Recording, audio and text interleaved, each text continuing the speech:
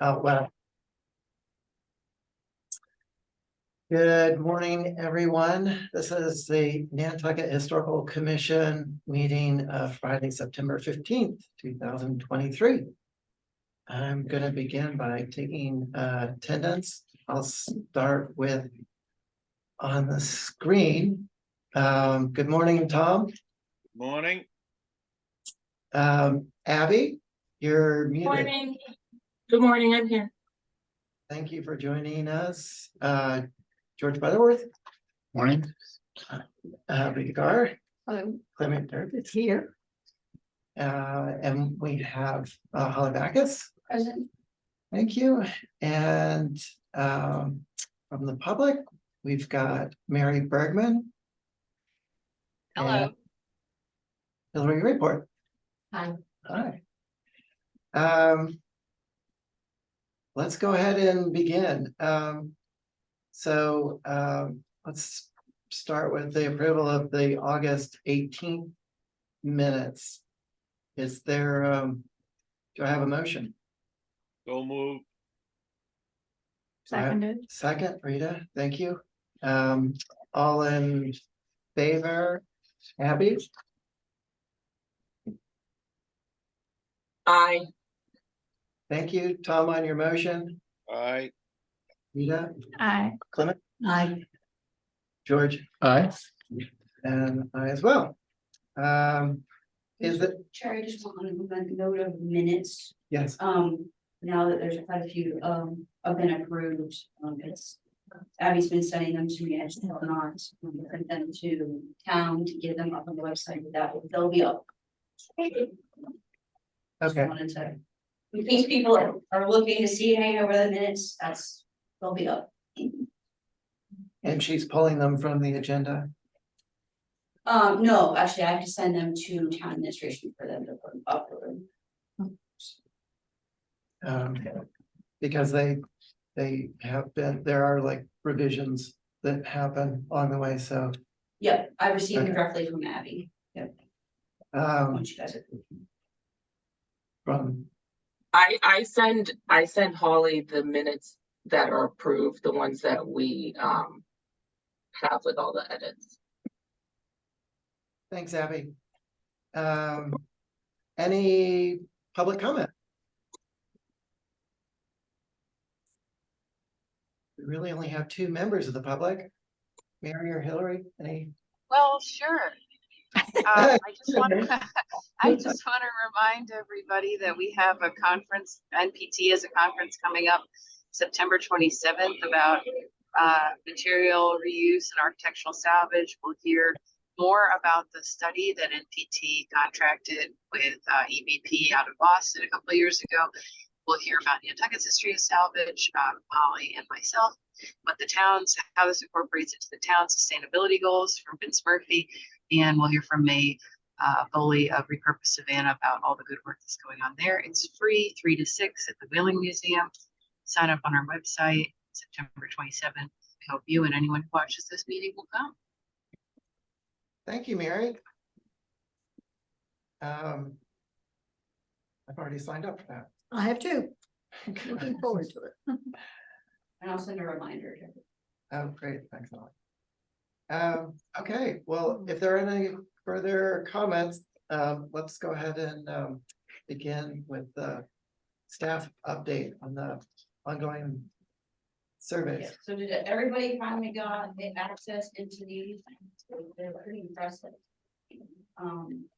Really want to be able to provide comments back to Al if you have them. I would request, if you don't have them now, to email them to me, but I'd really like to get that to them like this afternoon. If at all possible. But did anybody have some overarching comments, concerns on the draft? This was the finishing up, well, not actually finishing up, but a big portion of the remainder section of the fish lots for this. I know I emailed you about this, but I think for the Main Street ones, they should not say fish lots as part of the place description. Yes, and I'm not, and I've been thinking about that a lot. I don't know how. If there's a way where we can, cause from a geographical perspective, it's within the fish lots in order to tie into the survey plan. Cause that was kind of one of the concerns that I had as well, it's like, we're Yeah. gonna be, because of this very rudimentary, we don't have, yeah.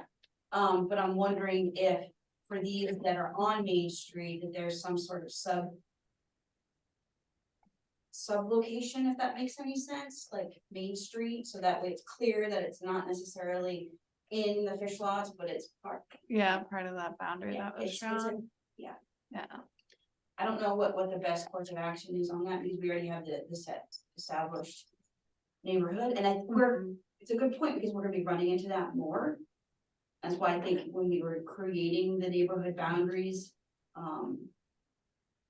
some of it was done arbitrarily, you had to, you don't. you have to put the dividing They line had to put a somewhere, divider yeah. somewhere, and a lot of the mindset of that from Powell was having a tangible location. But yes, when I think of Main Street, I'm thinking about the street and flanking it on either side, not, Right, yeah, and then I think of like the fish lots, it's not like those correct. houses on Main It Street, bounds on the, so, yeah, that is something that I have notated, and I think when we have our next meeting with MHC and PAL to bring that up. As a, what do we do in this instant, and is there room on the form to include a notation of some sort that it's only there because of the survey plan's boundary, rudimentary boundary. So like Main Street and the fish lots, the fish lots are the streets that feed off of Main Street. And then south of Main Street. So technically, is the fish lot just to the southbound of all the Main Street properties? Yeah, yes, so basically when we took and created the fish lots, the original 99, surveys that we got done with the first fiscal year project, the pilot. That had to expand out when we were creating the actual plan itself. So if you think of Main Street, Pleasant Street, Orange Street down to Silver, that's the boundary that we've created for the fish lots. So, but yes, this is where we have all this aspect of subdivisions, quote unquote, that have been laid out, subdivided out under this, fish lots. But then, for instance, like the next one up would be Wesco acre lots. Again, we're also gonna have bound some aspects that are not gonna necessarily meet that. Whereas on the flip side, when we go farther later down the years and go to like down the road on Old South Road, we note that we've got what used to be the pit, now it's the subdivision across the street from Riddle. Goldfinch and all that. I couldn't think of it. But Noshop is its own entity. It was laid out that way. That's what it's just I think a difference between what's been laid out versus what's been done organically versus subdivided since the subdivision control law. But yeah, I really I'm curious if this is something that MHC's run into in the past. I doubt it, because we are such complex, and of course other jurisdictions don't have a historic district is size of ours, like where they have donut holes. So that makes sense. So, yeah, I think it's a unique thing. Rita, in an ideal world, what would you recommend? I mean, I feel like Main Street is its own little neighborhood, like. Were you gonna I have think east and west of Main Street or south and north or whichever it's fine, So the next group will be part of the next, across the street from Main Street will be part of the next section. Although I'm thinking, I'm gonna look at some of the old deeds from some of these Main Street houses and see if they're referred to as being in the fish lots on those deeds, and then I guess, never mind, but I think that would be helpful, yeah. because even though we know 1717 for the fish lot, 1726 for Westmont. New Guinea, or not New Guinea, basically, we know that these boundaries exist when they were subdivided out in 1700s, but at the same time, not all of, that's why I was very giddy about like, oh, could we like overlay the original fish lots within what we see now? That would be really cool. That's good. But yeah, to your point, I think that's a good idea to see. Yeah, or if they called Main Street something else that we just don't know. Mhm. But from the perspective of the survey plan, it would be nice to annotate that these are a little bit different. I forgot how we laid this out. It's Wesco on the other side of Main Street. Yes, and then we also have, I was actually gonna pull up the survey plan, so we can see the boundaries. But yes, and then we have a Main Street West, I think is how we handled that. Right. Using Gardner Road, I believe, as a boundary.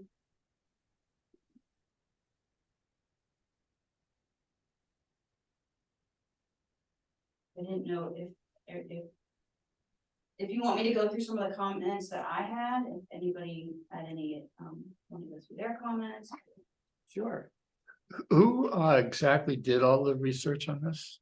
Who's this done by? So PAL is it's public, archaeology laboratory, they're out of, Rhode Island, they've been around for 40 years, they got architectural historians that's who we contracted with to create the survey plan and do the pilot as well as this current fiscal project. A lot of the documentation that they utilized actually came from MPT or previous histories that were done, possibly through MPT or through tabs that were done, or some of them actually have preservation restrictions on file already. But they're the ones who compiled the history, and they're the ones who helped us create the survey plan. And they use the Sanborn maps Oh, to yeah. show additions and, Oh, yeah, they reference them in here. Yeah. Very in depth, they reference, the, actual, find a grave documentation as well, so they can actually annotate people, which is pretty cool, because I think that's very, important for the history. It's not just the architecture itself, but it's the people, that social history, that the structures, and you'll find a lot of cross-reference between people over here, over there. And that's kind of one of the things that I was annotating on some of these. Again, I thought was really cool. We're getting into the type of low style vernacular where you're getting people from the Azores and Portuguese from all over different walks of life, not just the typical whaleman. Not, and you're getting outside of the whaling era and you're getting into the earliest 20th century on some of these histories, which is it's just pretty cool.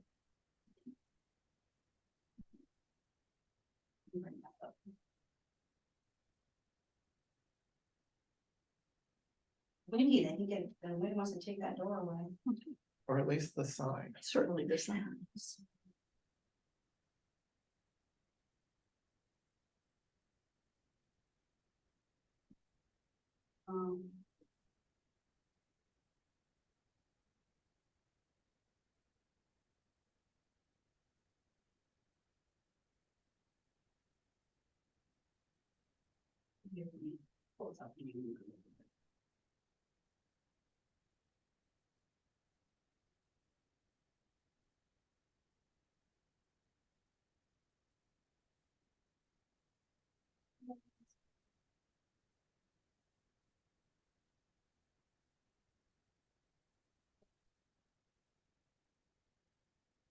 Bear with me. I was just pulling that up on my. Yeah, so these are the 49 different neighborhood areas that we don't keep up. And of course, once you get into where we're at right now, detailed.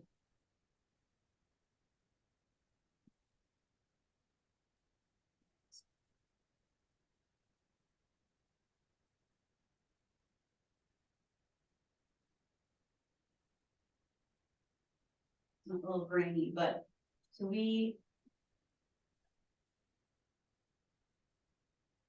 literally used Main Street as the north boundary for the fish lots up in, and this is Pleasant, Silver, Orange. We basically took Wesco acre lots from Main Street through Center, through Lily and then down through, to Gardner.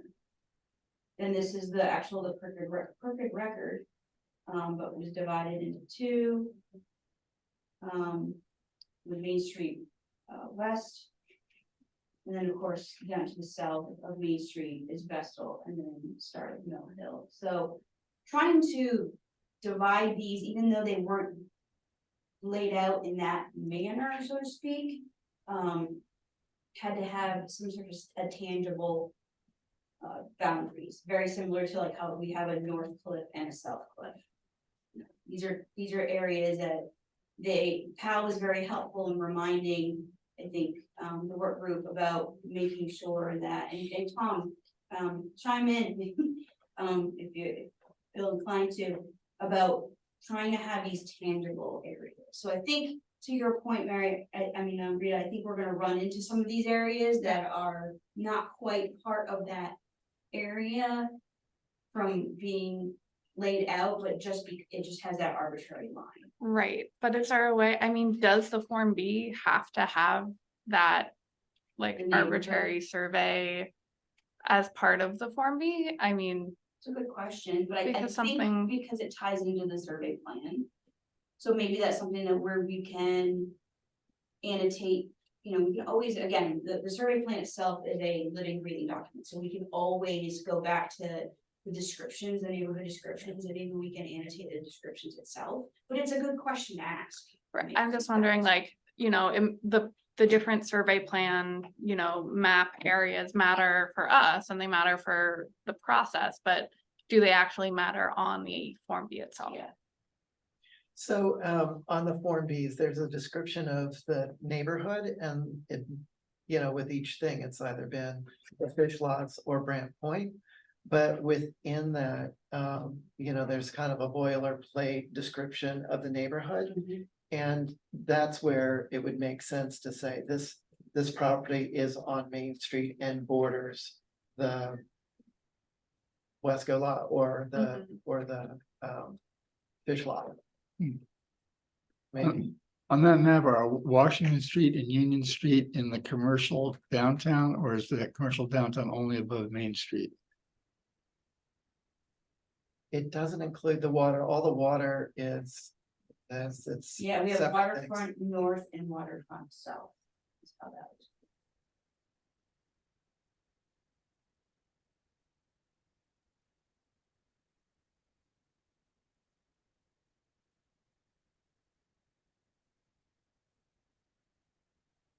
Probably if you want to pull up any of the things that you had. I mean, unless they're typos or something. Yeah, I have some typos that I found Perfect. that I can. If I send those to you Monday, is that okay, or What's that? would Monday be okay to send those Oh, to you? Or- yeah, okay, absolutely. great. That's fine. You guys want to re-look at these over the weekend? That was my Sure. thought. That's fine.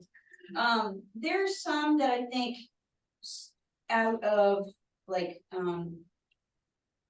for instance, some of these properties have significance towards the Great Fire, right? So we have one on Orange Street, 5 Orange Street. That was significant to stopping the Great Fire, kind of like some of those and stuff that I think we would know that they necessarily wouldn't know. Mhm. There are things like that that I was picking up on.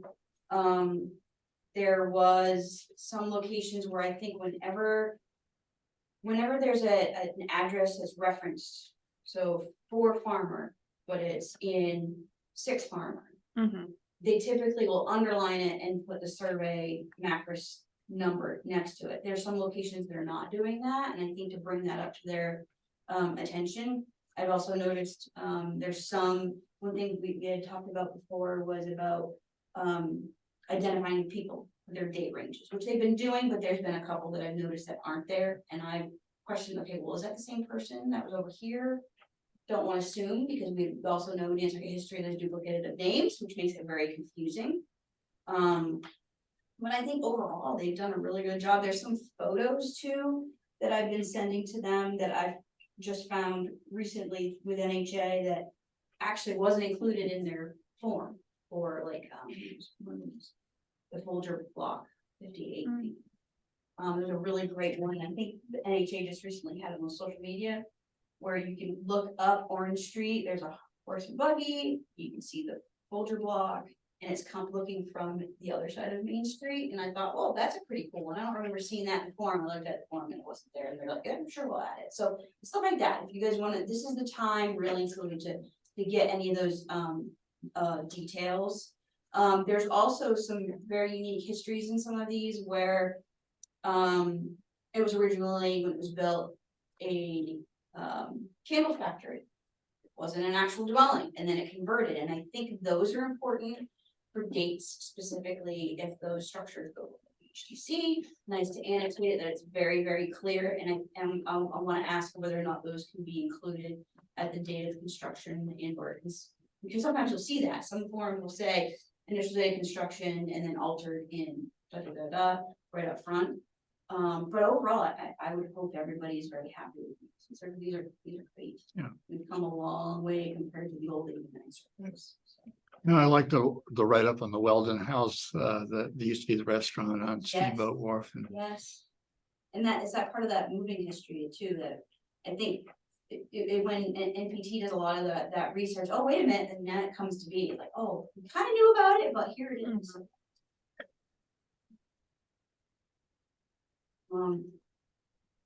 So yeah, I mean, that's pretty much it. If you guys have comments, want to give them to me over the weekend, and I'll send them by Monday, and I'll let Kyle know then.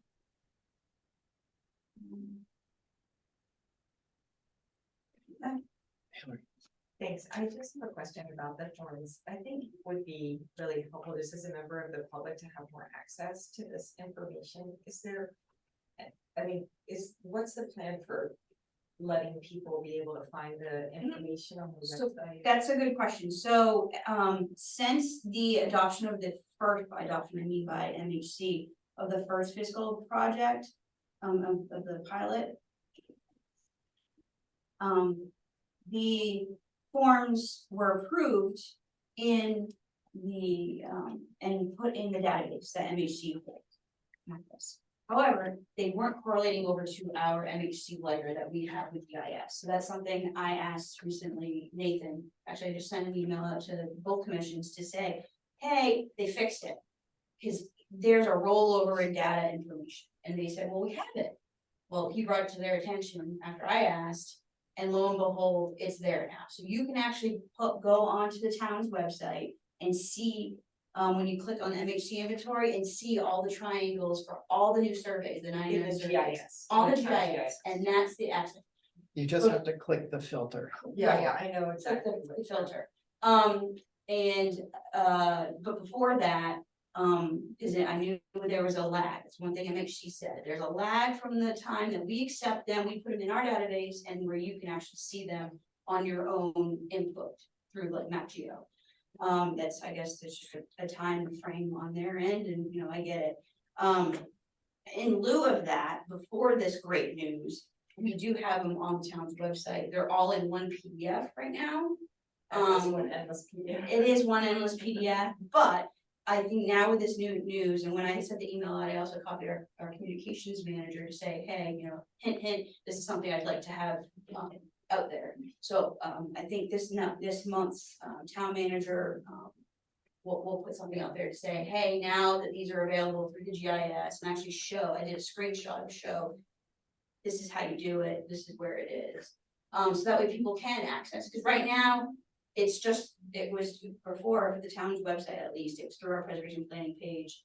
And then people physically come in and see them, so. Because I think if those pointers or that instruction could then be either on the NHC page, or if the preservation planning page could be kind of featured on the NHC page, because I was actually looking for the survey plan, and it's still really, my experience, maybe some other people have experience, was that it's still really hard to find. And it's not, if you look at the NHC page, it's like, I just think it'd be worth looking at the NHC page and giving Florencia a little more guidance about how that page could be of greatest value to the public. I have mentioned that in a number of meetings, but nothing's happened yet. Holly, have you mentioned that to Florencia? Well, I mean, I had talk to her about the website, but at the same time, there's. You know, I can only ask and I can Right. only say, this is what the feedback I'm getting. If you go to the NHC's website, or if you go to the HGC's website, they're all linked to the preservation plan. Which is also linked to the CLG. If you go down to the preservation planning page, it talks about the MHC, talks about the fish lots. The map that correlates with the original pilot program fish lots map. You can also scroll further and see, this is the survey plan right here, as well as the all 99 fish lot surveys that we received together. But now we're gonna be able to see it here. This is the good news. This is what I really want people to understand, because people, quite frankly, utilize the GIS. This is the primary for information, and I'm still trying to get people to understand that you don't utilize the tax assessor's history for history purposes. Go down here to MHC inventory, click on that, you're gonna see all the little red triangles pop up. This refreshes. And the best thing is, look at all those, look at that. That's the fruit of our labor. Like a year ago. Yeah, so, I mean, that was empty a couple weeks ago. They just didn't, for some reason, didn't have the layered. What caught it was, like, there can't be a reason why these aren't here. So I looked at old surveys, and I knew that we had one for the Fair Street Museum, right? Because, on Fair Street, so the NHA Research Library. And I'm like, oh, look, this was the only one that was here. You know, there's the restriction. We also know that there's always been a survey here. Now, I can tell you this is a little finicky. I usually have to click a few times. So when you click on it, it's supposed to, is it? Yes, supposed to so pop up right, the form? you gotta get it right on there. No, it'll take you right to it. Now, see how this says? This is it. So this is the form number. Click on that. That's gonna take you to Macris. They're usually gonna ask you if you haven't done it before from your particular to click their disclaimer. This is a public computer, except here's their landing page, which is very similar to when you go to Macris. This little PDF right here is the new Form B. So I was doing this, and I looked, I'm like, what, this is the old Form B. Here. And I clicked on it, and I'm like, wait a minute, it's the new one. It's the new one that we just did with POW. So this is the cover page that Macris uses. You scroll down to the first page, and I'm like, wait a minute, here it is. This is the new one. So why does the NHA's research library have their updated one, but we still didn't have all of the ones for the rest of it? So that's when I asked Nathan, and Nathan looked into it, and voila, we have them. So, I'm hoping, you know, having a little, again, clicking on these can be a little cumbersome. You just gotta get it right in there. Sometimes you have to click, but to make sure you click really right in. And as soon as you see Macris Cultural Resource Information System, click on it and that'll take you to it. Thanks. So this is fantastic, and I think that link that you have to, if it's all gonna live on the preservation planning page, Mhm. I think it's really easy to miss the link, basically. So if someone wants to learn about historical information on Nantucket and they end up at the historical commission Yep. page. Yep. Because they won't necessarily know to search for preservation planning and preservation, it's like buried under special projects. To maybe, instead of the tax credit being like high up on that page, maybe put the survey project. And then tax credits maybe could move to its own page with its own. One other thing to also, on that is, I'll ask Florencia to see if she can have a quick link to the GIS and have a notation that the GIS is where you can also find the Form Bs through the MHC layer, and maybe have a description on how to get there. But yeah, no, we can move this down, move that up. I have a note on my agenda to put it right underneath the useful information. At the very top, which is, it's at the bottom, but at the top of that list. So even above the. Oh, this stuff? Yeah, just above the historic pavement. And I thought we could have a cover page like the preservation preserving historic pavement. To have that cover page of the historic property survey plan. You're talking about a direct link to the survey plan. Right. And then And- maybe up above more and the- commentary about the project. In the picture of the Yeah. whole cover of Yeah. the Yeah, survey I think plan. it's super visible. It's a good idea. I'll see what she can do. I mean, I know that this website, there's, you know, certain set of standards, if you will, that they have it, but, I mean, at the end of the day, both commissions are linked together. They're all linked together to the preservation planning page. It's also linked over to the CLG.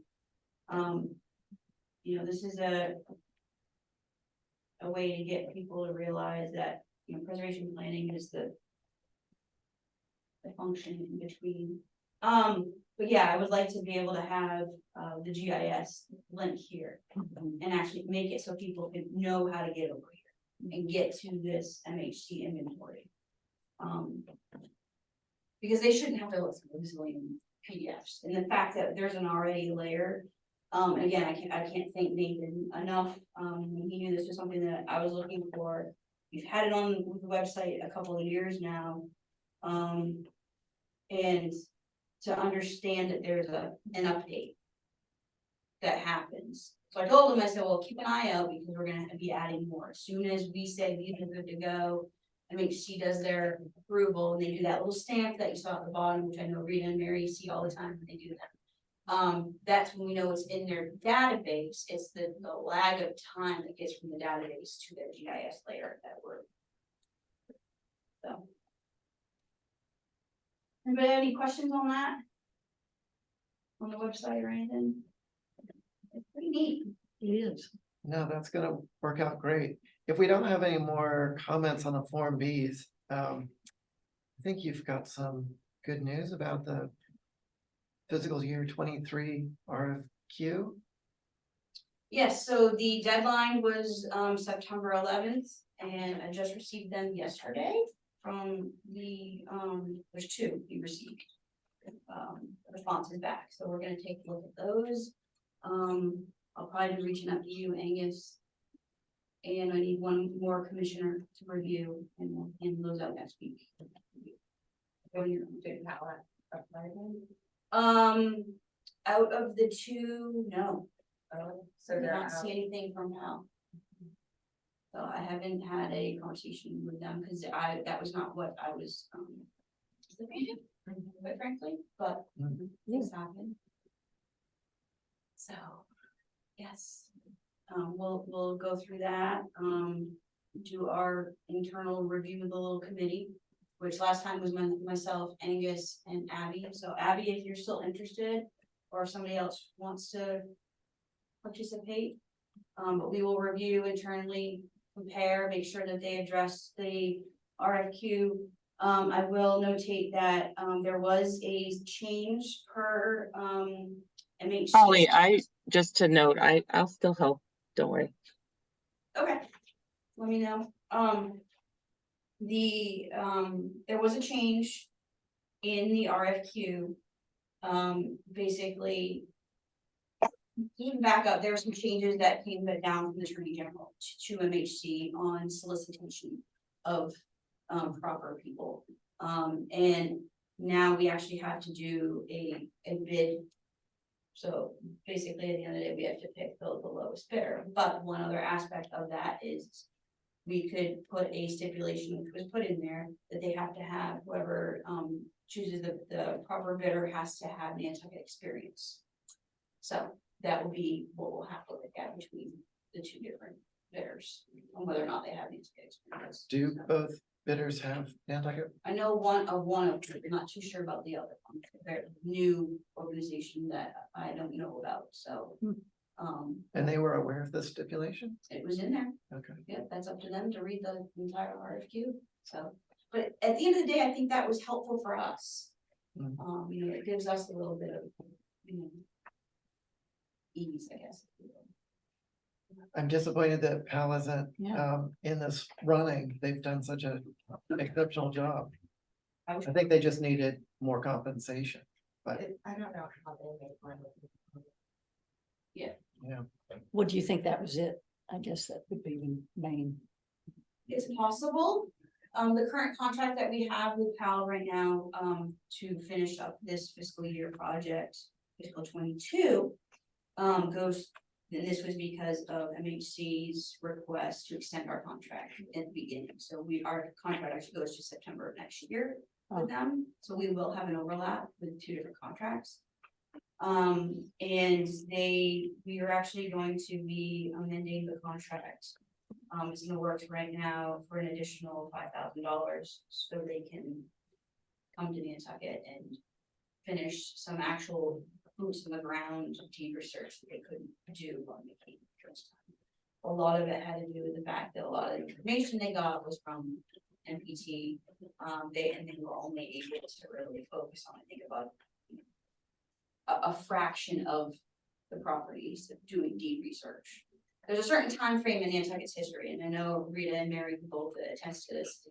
We know how unique our deeds are, right? They're unique like no other, but also there's the flip side of it where you actually have to physically look at these documents. You cannot do it from your computer.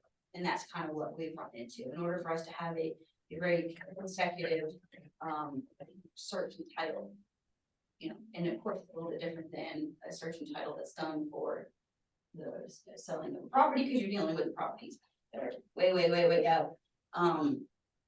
And that's also more of a historical information in that regard. So anyway, when it comes to it, we will be amending that so that way Paolo's team can come back to the island for a couple of days and do some in-depth deep research, and that's to finish this current project. So.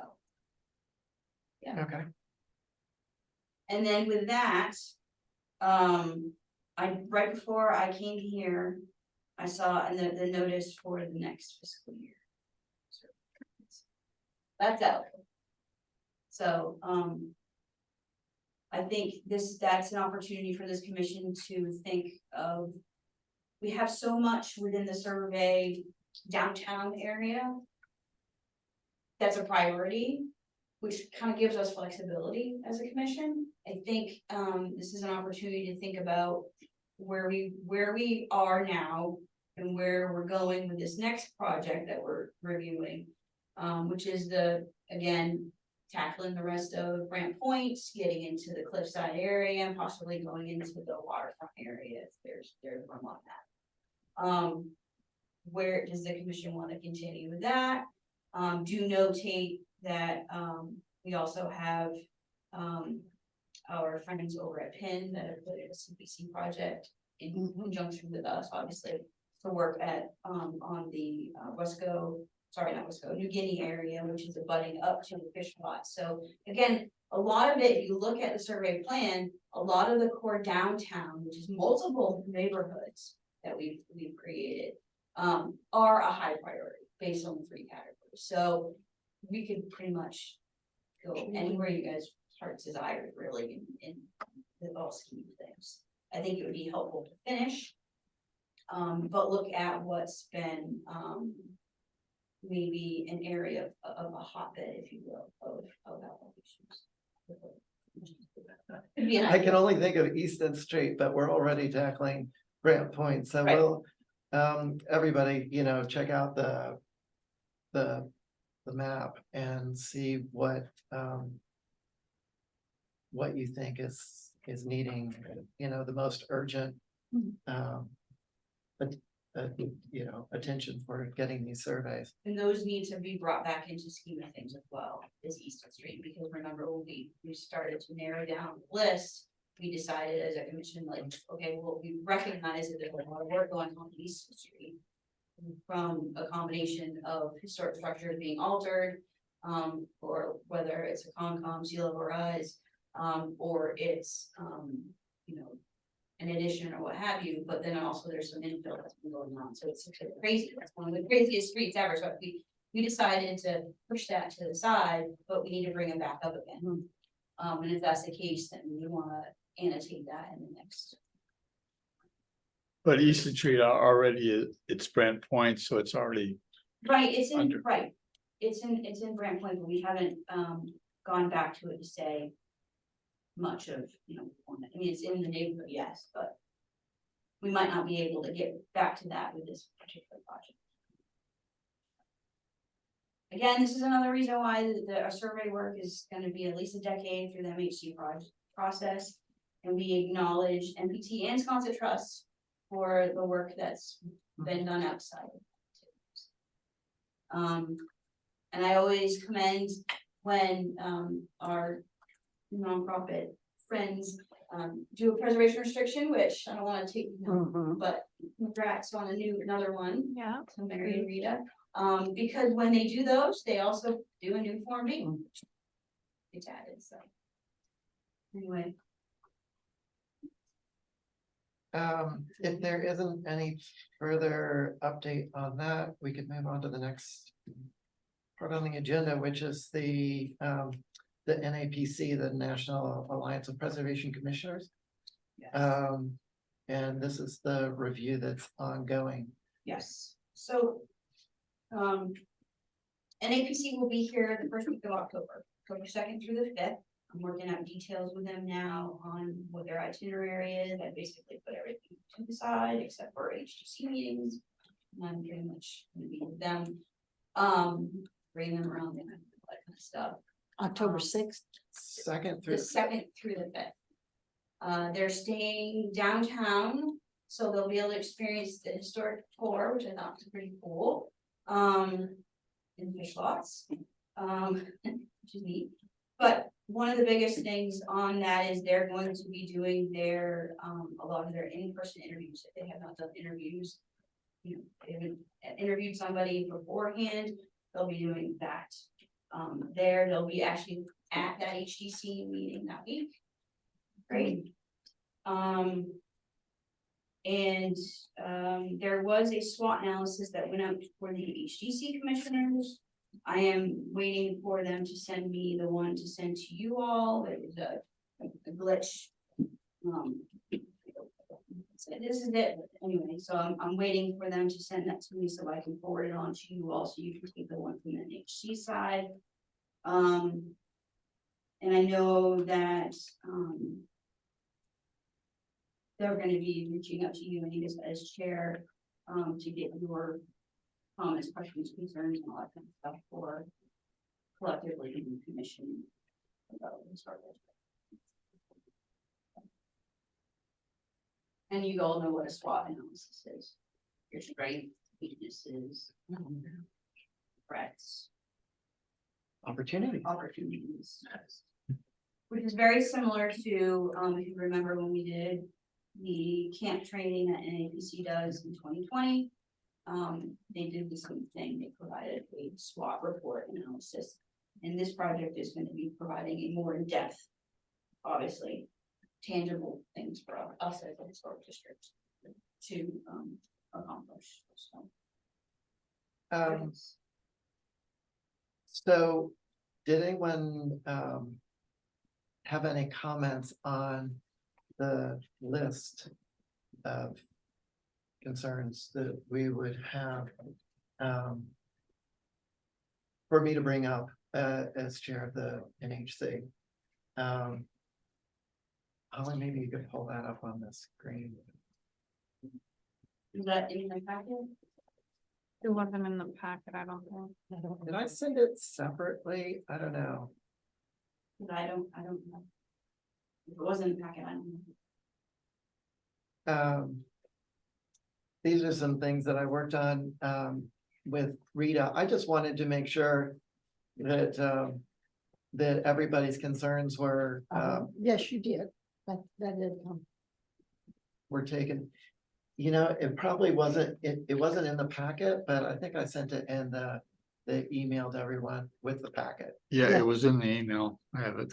But it's it covers policy and guidelines, advisory boards, consent agenda. Making time for administrative work, historic determinations, conflicts of interest, definition of demolition. So it's a bunch of different stuff. Mhm. Holly, I thought I copied you on the Swear on this all maybe one. it's just in the email when I was sending the agenda Agenda. out to everybody. Can I send it, forward it to Holly? I'm sure. Yeah, but The I only think thing is Holly I can- know.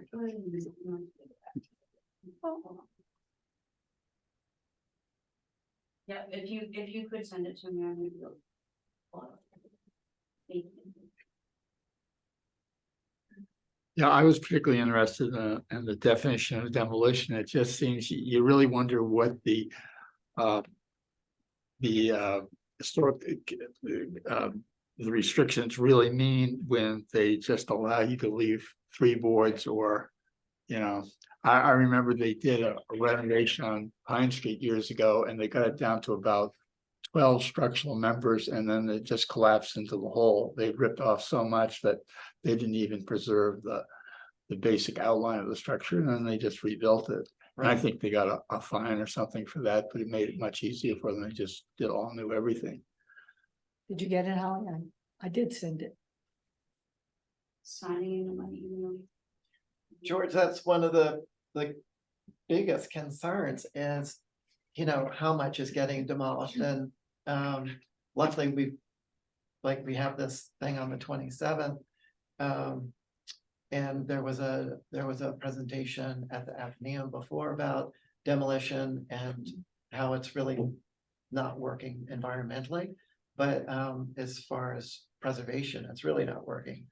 And there are things that are presented to the HDC for, you know, miscellaneous revisions, changing out windows or, you know, putting in a dormer, and then you find that the whole structure is gone, but there's never been a application for a demo permit. So we've been trying to You get. see, the whole structure is gone. They don't preserve any of the elements, or it seems to me what they do is they preserve the absolute basics of the skeleton. Yeah, people take different tacks with it. I've seen a wall come down and a new wall go up, and then the adjacent wall go down and another wall come up and sort of work that way. Other times it's more systemic and the whole thing comes down. Other times it's just got everything on the inside and it's a shell, and then sort of work from the inside back out again. But we're trying to have organize a training for us so that we can help advise, but also for the HDC, who's the primary controller for you know, the work that's going on, whether things are demolished or not. So we're hoping that will happen sooner than later. Oh yeah, you found it.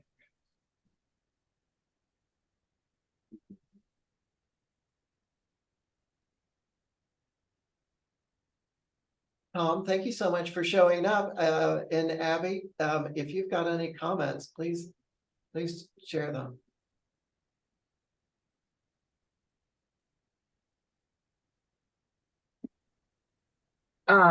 No, I did see the list that you sent out with the agenda. I guess I was wondering for number 6, if we just wanted to give them more structure and framework of like the historic determinations, like how we wanted to incorporate that. That was my only thought.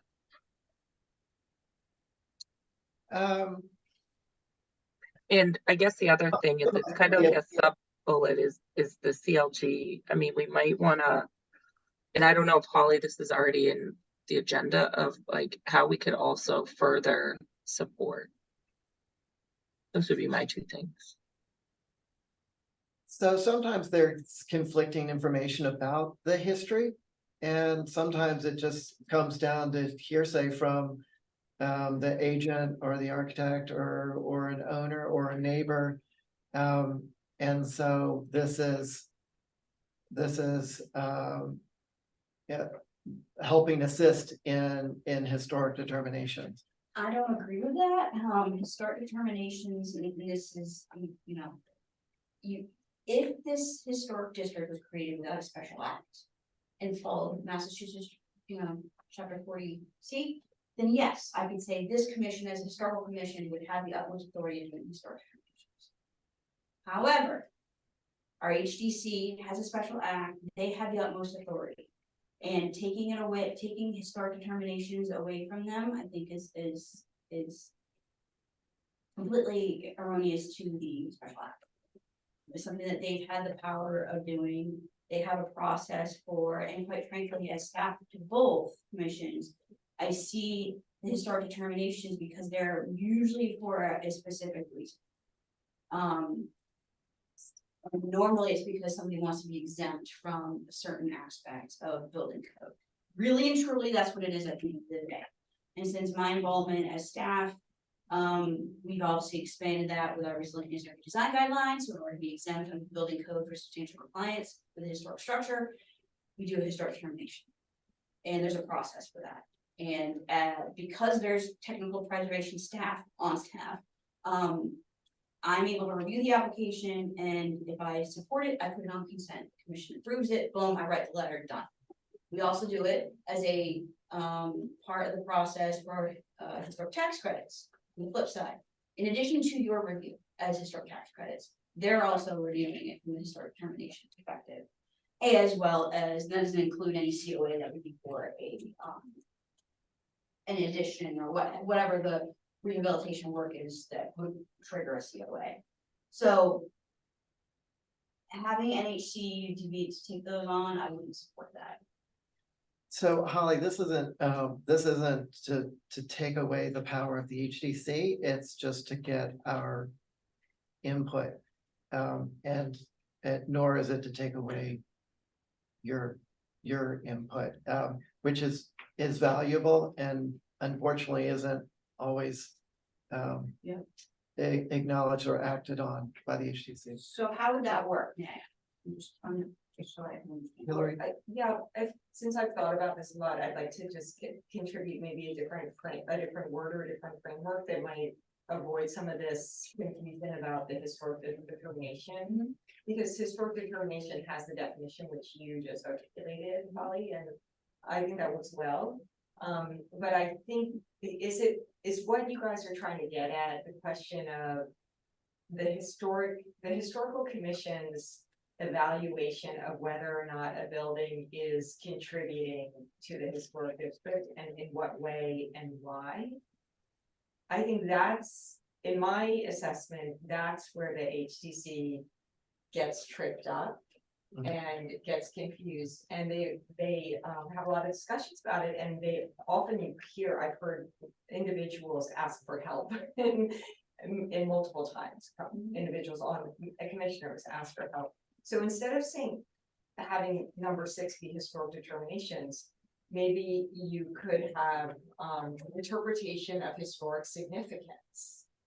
Because it shouldn't be just like one person says, okay, this is significant. It should be a peer-reviewed discussion where you have to make an argument, like this commission has to make an argument based on historic research and develop a consultative process with informed professionals who have the skills and the training to evaluate the significance of a structure, and then make the argument to the person who wants to do something, who owns it, of why, given our designation as a National Historic Landmark, that's not appropriate and can't be allowed.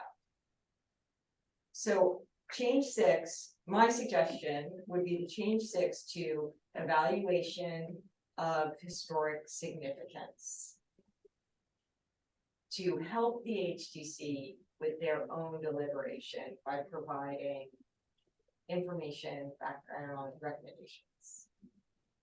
Thank you for helping us think about that. That's good. Yeah, and I think like where this recently came up was like something like Two Stone Alley, where there, I think that those sorts of instances where there is that conflicting and obviously the surveys, Yeah. are a because huge part of that too. You're right. We found out that was a prime example of an old 89 survey that was incorrect, which in addition also is utilized within the Historic American Building Survey overall neighborhood context that was done, and it was wrong. And it was pushed and pushed and pushed as the correct information with all of the information and research that NPT did. And Linda, I mean, it was it was erroneous, it was wrong, and yet we're still putting it on the COA, and I'm like, ew, that's wrong. Right. So yeah, no, that's a prime example of assuming that the work that was done in 89, 88, and even with HABs, I mean, that's again, another why this survey work is so important. Because that's another aspect of our survey work on explaining and trying to get folks, I think, outside of this commission to understand that we're not gonna have a need for a structure that's non-contributing. We're gonna have, and there are structures that were done in 88, 89 effort for buildings that were built in 1980. That's a waste of a form. Why was that done? Those should go away. But so at the end of the day, our survey plan, our survey work is only focusing on structures that are contributing towards the local and national district up to 1975. End of story. We're not gonna go outside of it. So being able to say from a historic determination, I see the survey work feeding into this work of going, well, wait a minute, we have an updated Form B and it says this. And I've been trying habitually, I hope everybody sees that, to inform the commission that, well, you know, there's an old 89 survey on file, but we have a new Form B that's being, you know, in draft mode, and this is what it says. And this is, you know, the research that, quite frankly, the Form Bs or the old surveys before it didn't have. So the historic determination component, I guess, or input of historic significance is going to be filtered out through the survey work that's being done to create surveys through this commission. And So- until that's done, we'll Right. need to do the best we can to Yes. support the HDC. Could And, I- you know, on that note, I can't thank MPT enough with the amount of work that is provided, not only for survey work, but for the individual application that would come through. You know, on a case by case basis. Hey, you know, so Could I ask how we define whether something is a contributing structure or not? Is it based totally on the time it was built, or no.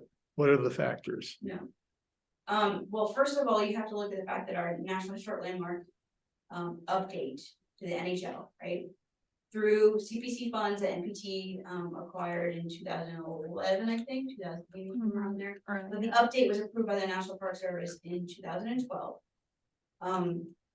That expanded our period of significance when it was originally done in 66, through the whaling era, through the Beinecke era, preservation era. So if you haven't read the update, it's on our website. I highly recommend take a look at it. And brought it through the preservation era, and really when Nantucket's architectural heritage was starting to be, you know, preserved.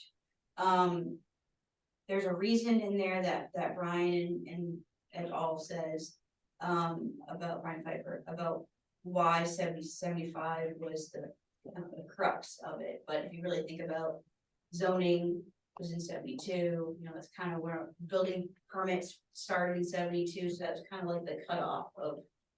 There were no I think building it's- permits before 472? There weren't building permits, there's HGC approvals, Yeah, but not building.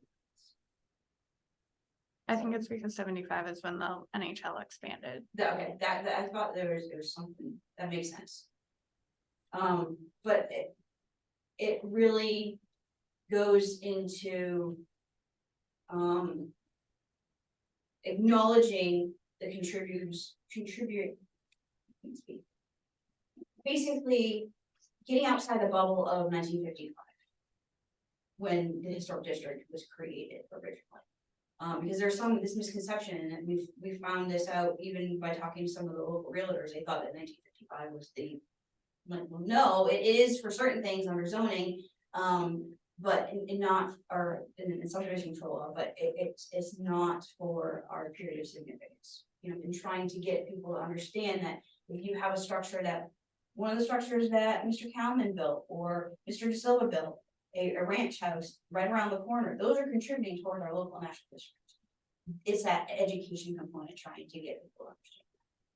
So Yeah. to that point, I think a terrific outcome potentially from this evaluation and working with these folks would be some kind of a retreat where you guys can invite experts who are experts on Nantucket to come and talk to you about to help develop the intellectual basis for discussing contributing structures, because the problem that really, the big problem is that there are plenty of people. There are people who don't have an education in architectural history, who don't know that much about Nantucket, who will just not take your word for it. You have to have like a really well-developed, convincing argument that can start to change the public conception and understanding. I'll give you just one example, and this isn't sort of a statement of it's this way or it's another way. I'm just saying this is a prickly question that the HGC and this commission, and I think even Holly would have a hard time talking about. Think about like mid-century modern on Nantucket. There have been some spectacular mid-century modern buildings that have been demolished. And there, Rita and Holly would know more than I what's left. But they were built during Nantucket's period of significance. But I would say they are not contributing structures on Nantucket because they are not part of the themes and the pattern of development that makes Nantucket significant, which is that preservation and colonial revival theme. So, this is the kind of thing that I think so I would say, get comfortable with making other arguments to people for why these buildings should be saved, or bolster the argument that actually they should be contributing on Nantucket, and you gotta get the Park Service to agree with that, or you gotta get the HDC to agree. It's really not simple. It's very complicated. It's nuanced. There's no hard and fast rule, and people have to get comfortable with interpretation because we're talking about art and architecture and culture, and it's always subject to interpretation, common belief, education. So maybe part of what the NACP could do is you could, talk with them about how we need to firm some of this stuff up and have a retreat and work together with the HEC to discuss architecture and find some way to communicate and educate the public. And I think everyone's job will be a lot easier if that happens. Does that make sense? It does. It's part of the bottom of number 5, which is training, having to do with demo and camp and Secretary of Interior standards, and it can be part of, it would be great to have as many experts as we could have assist with that. I know for decades, it felt like the HDC, what was of paramount importance was to keep the Nantucket style architecture. If it was Victorian, if it was mid-century modern, if it was anything other than that Nantucket, it was likely going to, succumb to threats. And so, the more we talk about it and sort of set standards, I think the more successful it will be. So my goal with this list is just to talk about all these things and what is important. So if we could go systematically from the top to the bottom and decide if these are the things that I should be bringing up when the interview does happen with the NAPC. So as far as policy, I think there was really good policy set that worked for quite a while, but something in it is failing now. It was really based on building with Nantucket in mind guidelines, and the guidelines aren't they aren't across the board not being followed, but there are examples every week of them not being followed. So that's one of the things that I wanted to bring up. What are your all's feelings on that? Well, let's start with the policy and what the system, how the system is set up to begin with.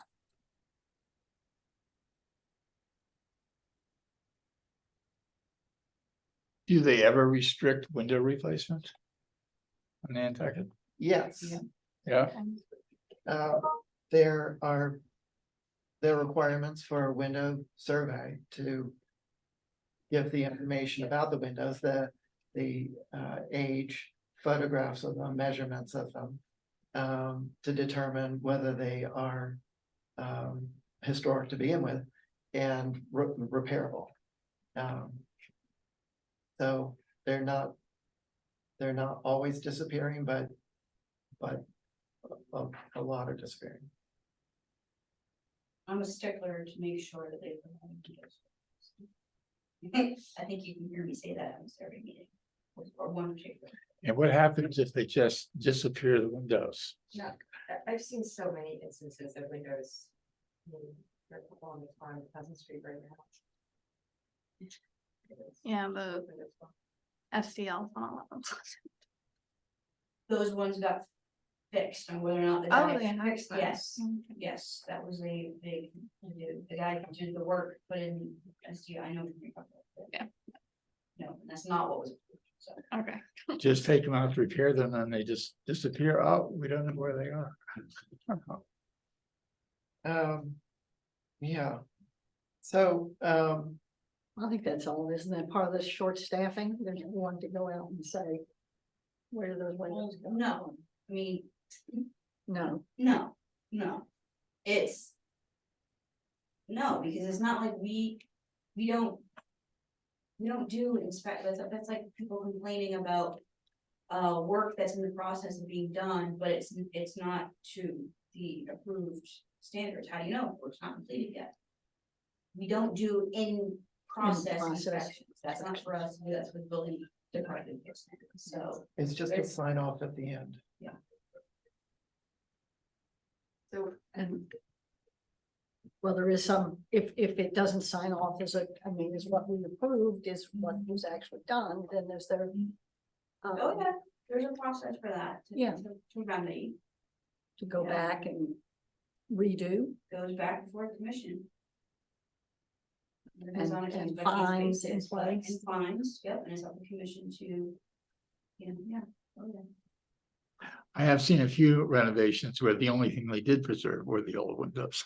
Where the only thing they liked that was old was the windows and everything else was thrown out. But they, And I think the overarching aspects of that, of what's being preserved versus what is not, and that's where the preservation restrictions are the utmost best thing for them.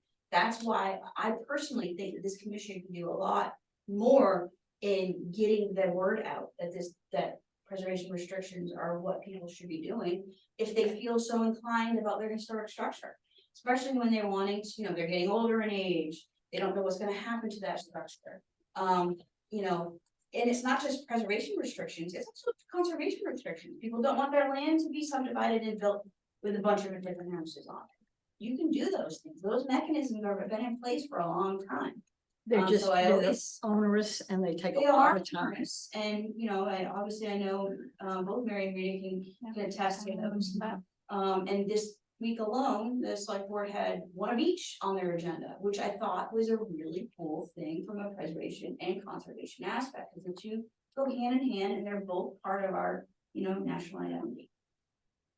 So I have a comment about for the policy list. I think the biggest I was looking to see if it's anywhere else, but if this is the category about policy, I think the biggest policy thing these folks are gonna be looking into is should the whole island be a historic district?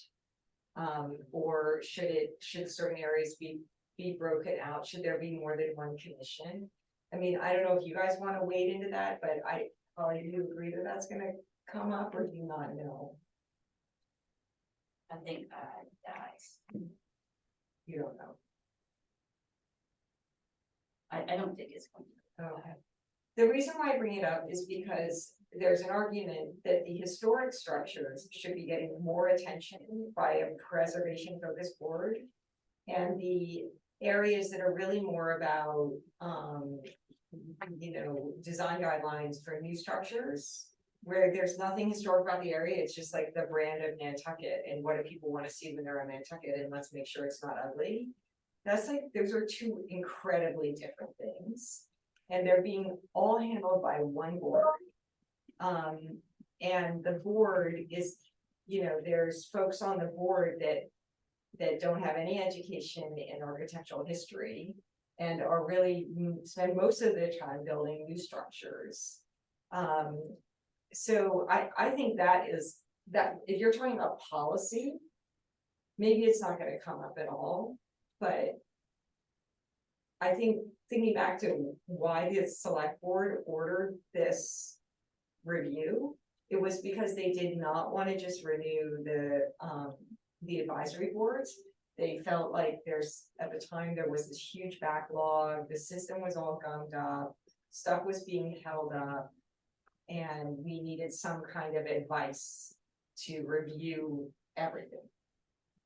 So I think having an opinion about that, maybe the advisory boards need to go under policy, because the advisory board is really about governance.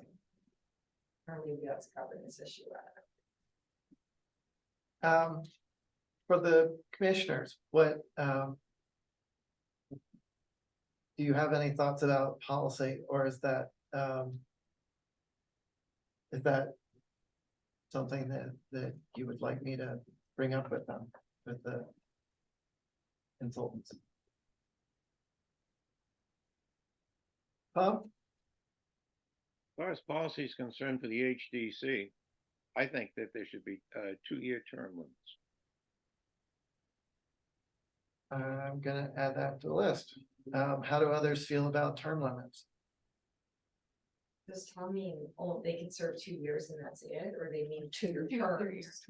Two 2-year terms. Is that what you're saying, Tom?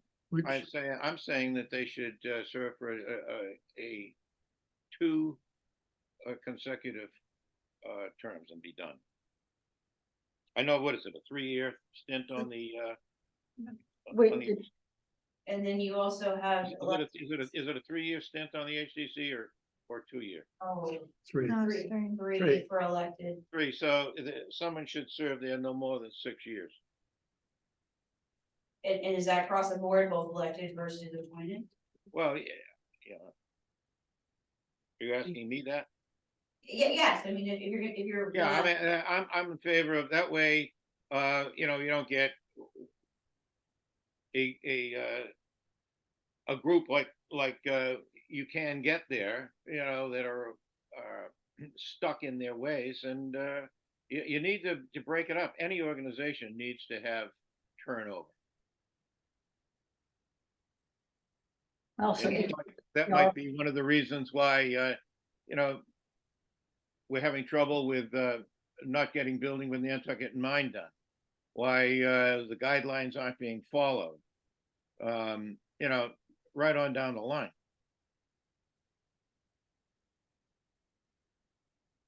Capacity. So how do you guys feel about that? well, they are elected though. Bringing, Right, So if- they are 5 elected. elected and 3 appointed, and I think that's pertinent to, if you're gonna be recommending something to change policy.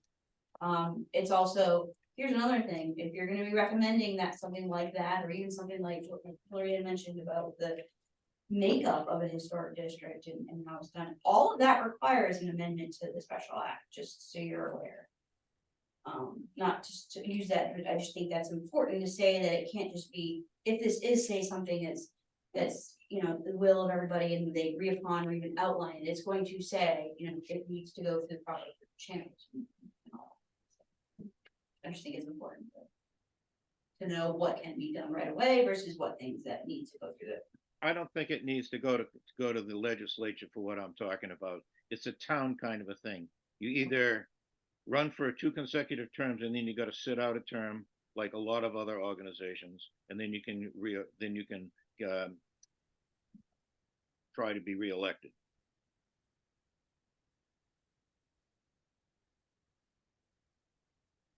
How do you all feel about that? It's something to bring up. Do you think that that's a concern?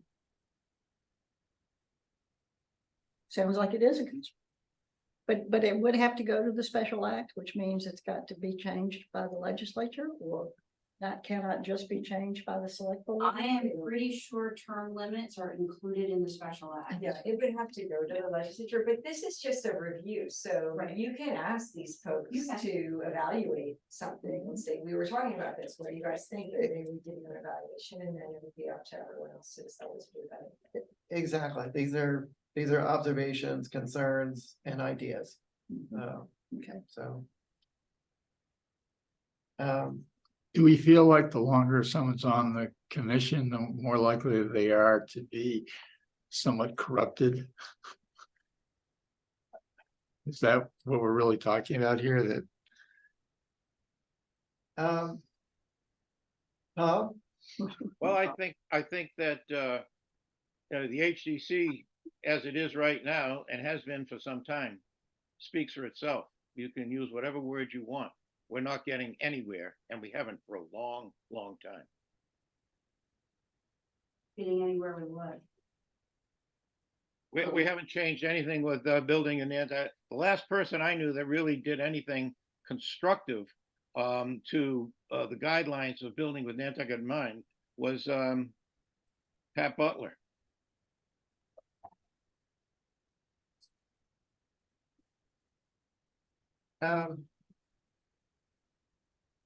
All right, so far, all these things, 1, 2, 3, are things that everybody feels Our I should bring concerns. up. Yes. Um, and obviously conflicts of wait, interest are wait, important, but we didn't get to 3 with the advisory boards. So how's everyone feel about that? I think they're missed, but I'm prejudiced. So I should recuse myself.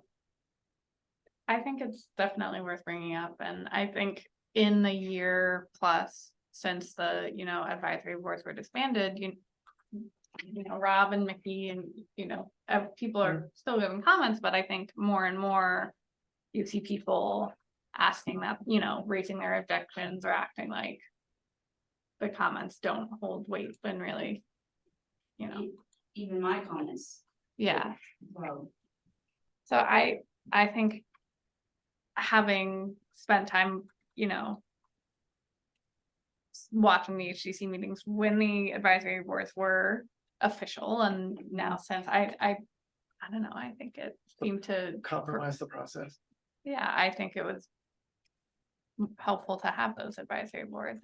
I think they held more weight than just. Yeah, I think so, and I think it also having them meet, in public gave applicants the opportunity to go for them as well, which was ultimately a good thing, so. That was a great part of the process. George, what do you? yeah, I'm in favor of that. Yeah. It's also the whole issue of conflicts of interest, but obviously they aren't self-regulating very well on conflicts of interest, so they don't tend to step aside when it's their own project, and they don't recuse themselves or. say that. As far as I've witnessed, if someone's project is coming up for review, they're not voting on it. Right, they don't. Yeah, they don't can't. vote. And, Okay. and staff will let them know, you can't, they wouldn't do that. Even when it's a neighbor or something. Right, they'll recuse, they'll say it too. All right, well, it's written up there, failure to recuse when appropriate and frequently present their own projects before the board. Well, someone might present a project, but they're not then voting on that project. And I think the failure to recuse was specifically tied to 9 Sherburne. That was an instance where Yeah. there was a close tie of recusal and then coming back on and voting. I think But it's, for the most part, it doesn't seem, but we want to make sure that it doesn't. Maybe you wanna say required annual conflict of interest training and certification. something like that would be a suggestion that they could act on to make sure everybody, because it's actually is required, but It is nobody does it. That, I was going to say that is one of Yeah. the requirements, but There's a certificate and, you know, there's supposed to be some, so just maybe. I think I did it once, but I I did think it I've been once. asked to redo.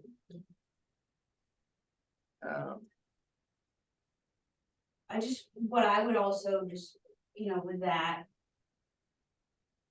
That was like a one-time thing. I would just make it clear that are these frequent issues that you see? Or was this like a one-time instance? Because when I read that. And I'm looking at it as a, somebody that's never does not associate with Nantucket whatsoever, and I was like, oh my God. You're outlining this as if that this, these conflicts of interest happen all the time. And I can sit here and tell you, as somebody who sits at every single one of those meetings, as staff, and says, no, those commissioners go, oh. I'm getting away from the table, gotta go sit out in the audience, and whoever else represents, or they go, okay. Now I am, because they are able to, I'm going to be representing my application, but they're not voting on it, so I think you just need to be very clear that it was on a specific. Concern. Well, but just also perhaps should be a reminder Right, that this is, yeah, and this that's is the, fine, this is Yeah. the, and we're a small community, so you're Yeah. gonna have to have, I mean, that happens all the time, and I think across the board on all sorts of other town. Committees, commissions, what have you, Mhm. people we see it even at the select board level, they recuse for a specific reason, so it is done. I just think it kind of conflicts with the transparency process of other people watching. They might think that this policy is being ignored. So I just think that a reminder that this is a strict policy. It should be, everybody should be adhering to it. And maybe it should be written down, the HCC, doesn't have like bylaws of how they govern themselves, as far as I know, is that correct, Holly? Do they have like? They have policies? They have policies. Is that part of the special act too? So, No. so maybe, yeah, aside from the special act, I mean, the special act gives them the right to have policies. Yes. And, so maybe this should go under policy, like, that asks the NACP, whatever, the consultant to review existing HPC bylaws and guidelines and recommend supplementation or comment on it. For instance, you could put under policy, public hearing policy versus public meeting. When do they have a public hearing? How does that compare to a public meeting? Because I've observed confusion on the board, among the board members about that, and they don't ever have public hearings. So if they should be, then that's something maybe the consultant could review.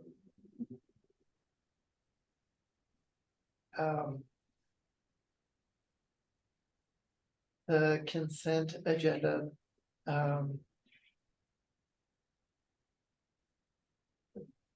Is that also concern? There's usually something on there that I see needs further discussion or review without just going through on consent. My concern is when demolitions are put on the consent I'm agenda, saying don't. do and that. sometimes even like contributing structures are put on the consent. I mean, I remember one a few months ago on, it was either Nobody or Nantucket, like a beach house from the 60s that was, demoed on the consent agenda, so. Right.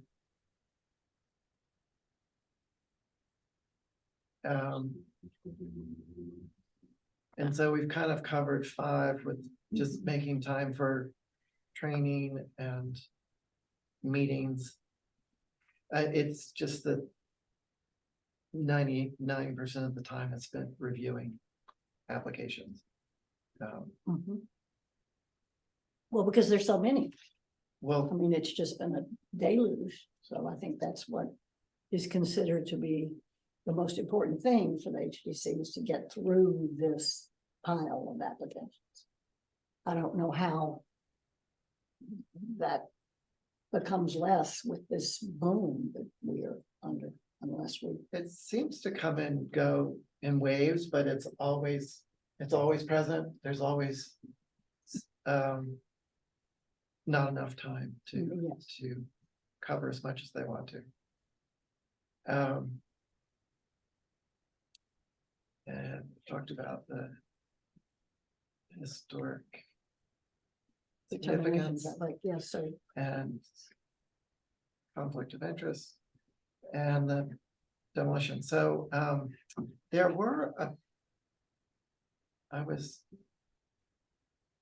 wasn't sure Mickey was going to be able to show up today, so he had a couple of things. One idea was to stagger the historic structures with the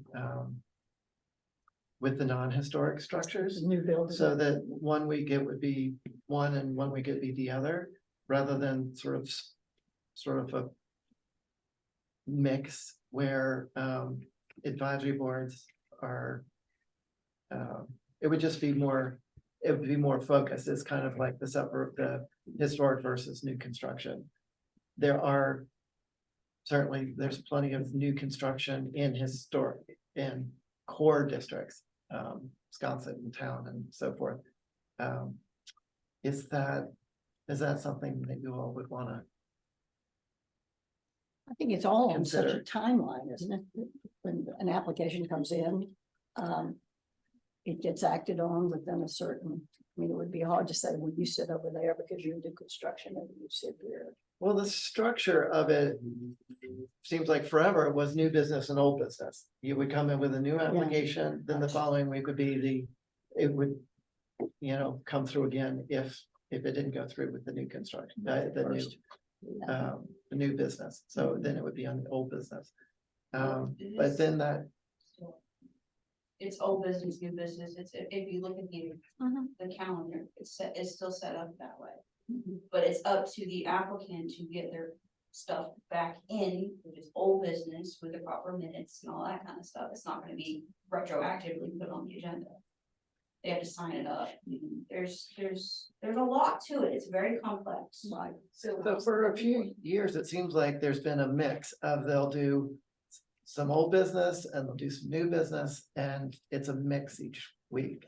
Is there still only new business this week and only old business the Well, following week? it's the application deadline, and I quite frankly, to be honest, that's one thing I try not to indulge myself in. I've got crap to do, quite frankly.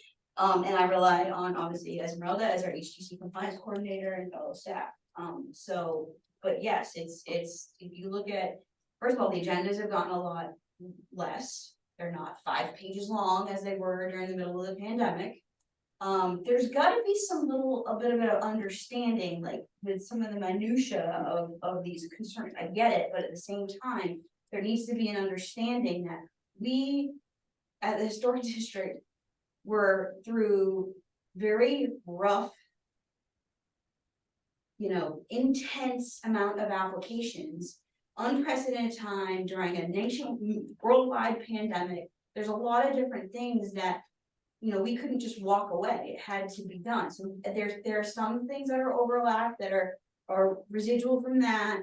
And some things maybe have been an issue from prior to the pandemic, but I really do think that needs to also be understood, that there are things that were done in certain ways because of that. I mean, Of course. we had a lot of staff that were not working physically in the office, and then we had a whole process of people submitting applications, and they were being dumped instead of before, where people were actually physically checking them in. There has gotten a little bit better, but it's still not people like, I remember it was, new application business day, and there were people outside the door just sitting in before the pandemic. So again, a lot of this is not the board's control, neither board's control. This is a staff kind of facilitating how to handle these things. So I just wanted to mention it, because I feel like there's a little bit of a nitpickiness going on some of these concerns that, quite frankly, I don't want an APC to be like, well, are these really legit concerns that need to be brought up, or like the policies and advisory board, those type of things, so this whole with the application and the agenda, how the agenda is structured. At the end of the day, just like how you set the agenda, same thing with Ray as chair of the HGC, he's the one who sets the agenda. With Esmeralda's obviously, creation and input, but there's a fine line here. If I may, I think what Mickey's asking about is, could there be, I think what he wants, having talked to him historically, is he wants more time, more protected time where all the historic structures could be dealt with together, so people could like put on their historic structures hat. And I think he's suggesting that maybe separating them out would be helpful, but maybe the question for the consultants is there any organizational change that would make it easier to think, easier to evaluate historic structures? Would putting them together with some kind of reorganization be helpful for protection of historic structures? I think that's what he's asking. That's exactly Yeah. what he's asking. So Is it was would it focused- work, would it work any better Would to it do be do it that way? Yeah. All right, before it, so it won't, it's not like I'm going to look at this list and, present it word for word. This is just Annette talking points. So does everyone feel like these are concerns that I should be sharing with them?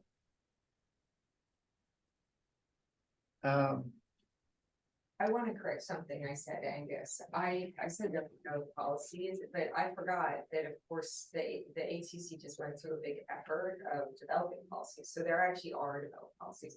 So I think what I'd like to know from the consultant, what do they think of these policies? We've had 6 months to see these policies in action. Are they effective? But I imagine they're doing that. It's pretty obvious. They know about it. Yeah, but for your conversation, if you want to talk about policies, I misspoke.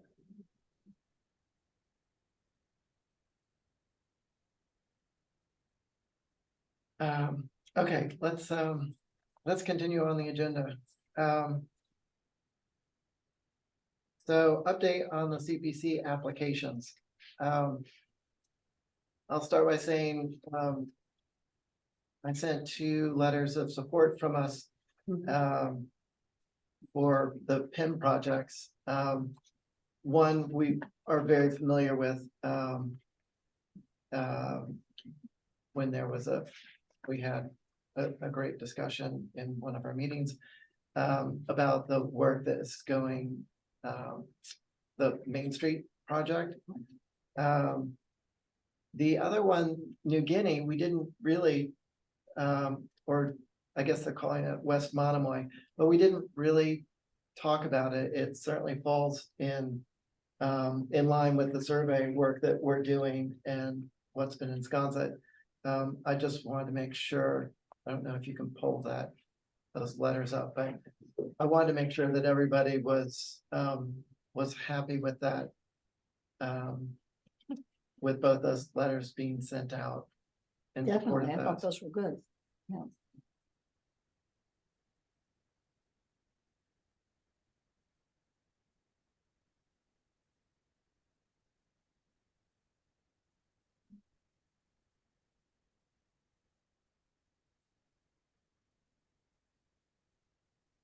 It's always Yes. handy when you see beside And the 2 pages. CPC projects are also with, town as the main applicant, with CPC, regional applicant. Hmm. So I did a lot of running around last week. With the graphic.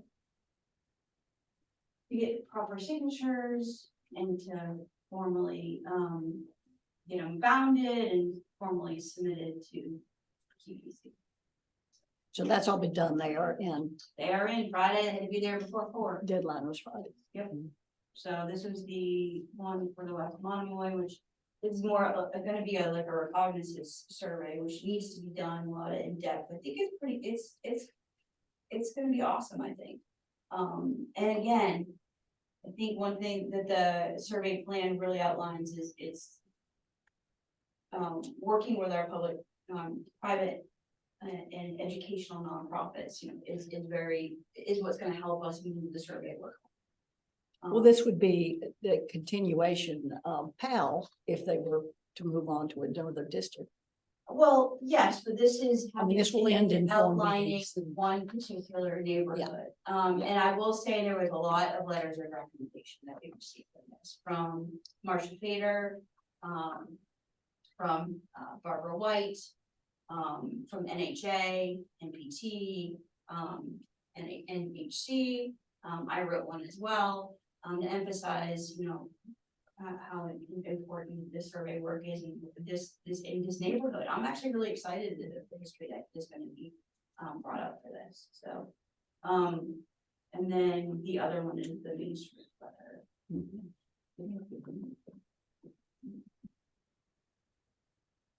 The format on this thing. I see your hand raised, Tom. Tom, go ahead. In talking about the CPC applications, without trying to be a negative Nelly, Abby applied for a CPC grant under the name of the Nantucket Historical Commission on Friday for the revolving loan fund, which is also known as the sub-grant program, without the entire commission discussing it or voting on it. We've had 6 meetings to brief the commission and ask for feedback and a vote. And if it's an application from us, that's an obvious requirement. I just think it's, you know, irresponsible to unilaterally act on our behalf without the commission, you know, consenting or knowing about it. I don't understand. I'd like to hear why that was. He's not a Zoom anyone, so. Think later. We don't have Abby anymore. I don't know. Holly, do you know anything about that application? Were you part I of did that? not No? assist with getting that in there. I know that I listed it as a potential for town administration. Yeah. Because of course, anything that this commission is supporting of or actually acting upon needs to get the town manager's signature. So again, that was one of the things that I was rushing around for those 2. But I did let them know that this was one that was a potential. But I, you know, based on when I saw it, I mean, you know, we had a conversation. The concept was talked about, but yeah, to Tom's point, we didn't, as a commission, get to look at it, so. Well, when, so this was something, Georgia, I should catch you up a little bit because you Yeah. haven't been here for that. And Rita, you probably know a certain amount about it, but Georgia and David, and this was back when you were chair. It was Hillary. something we identified as a Yep. priority, and I think in the last year. And, but what it was to help local homeowners who couldn't afford to replace historic elements on their home, that there would be a revolving fund that would support those fixes. And then David peeled off, and then Georgia left. Abby joined the group, and then there really wasn't anyone else who was working with Abby on this, and there wasn't really any indication of this role or this study that we were doing was switching gears to creating this in the application. It's more like consulting fees and To that, so I do know that the concept was talked about with Ken. And we all know Ken has had very fair health, so it's been really hard to, you know, really kind of talk to him, but I know there's quite a bit of conversation with Abby and Ken about getting this momentum going, because What this essentially would do would be for the administrative component in order for us to apply for the National Park Service grant. The Paul Brown grant. And I guess through those conversations, it sounded like that was something that the CPC would pay for, not necessarily the work, but the administrative component, but there was a lot of questions, and rightfully so. We, when I saw it, it was literally, the night before, so, I mean, there's a lot more, the concept, I think, is good. But I think the commissioner's entire point, it wasn't something that we all were looking at, it was just brought up. It was, okay, we're gonna, and at least there was a discussion, but not in depth, like, all of a sudden, here it is. Well, I'm glad that Abby was doing the research with Ken and having discussions, but there was no discussion or presentation to the commission, and I feel like a trust has been violated by signing something and presenting something as though the commission has supported it or approved it or asked for it to be presented to the CPC. What do the other commissioners? No, I feel? felt like we still had lots of holes to fill on that kind of the whole approach. There were too many things that were not finalized that I think David and Georgia were still researching, and they were the lead points on it, and then it just, I mean, it wasn't complete. So this to me is not a complete application, I guess is what and it's not off. I mean, I don't remember ever signing off on seeing it thinking, great. I certainly don't. Rita? Yeah, I certainly the application as submitted was a much wider sort of ask than based on our previous discussions, and I thought it would be for a smaller funding, amount for things like advertising, and honestly, I think at this point, we as a commission could probably apply for the funding for the Park Service without needing this CPC funding. Like I have grant writing experience. I would be happy to work with the subgroup to put together that application,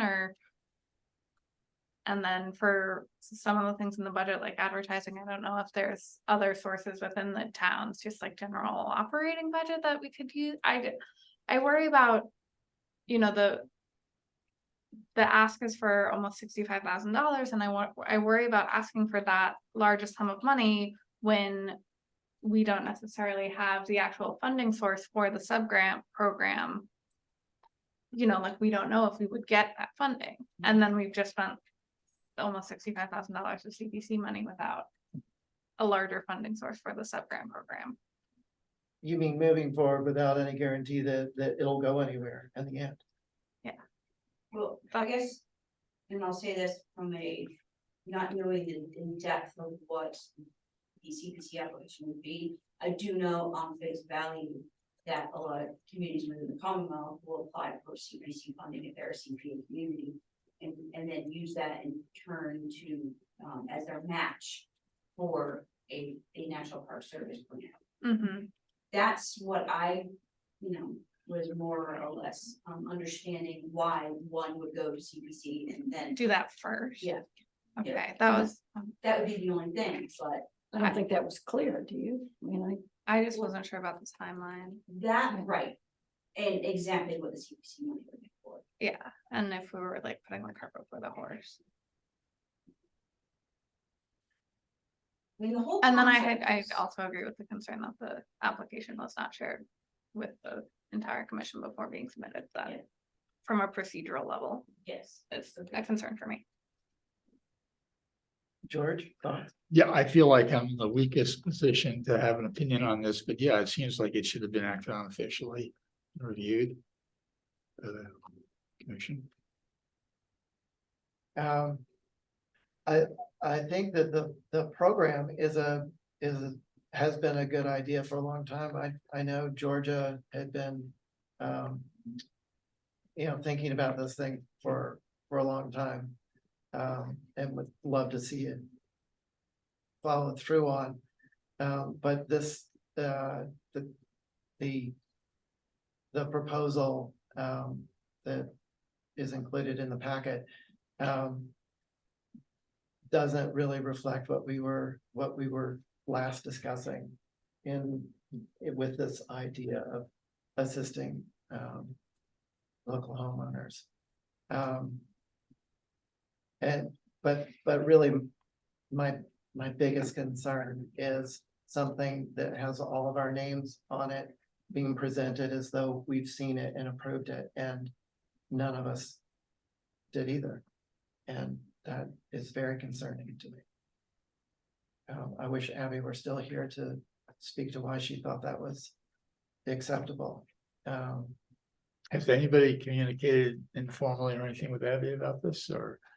I've tried to reach out to her. I really wanted to talk with her before the meeting, but she's on the West Coast now, and I left it open for her to call me last night till 10 o'clock because I knew that there was the time difference, but I didn't hear anything. So,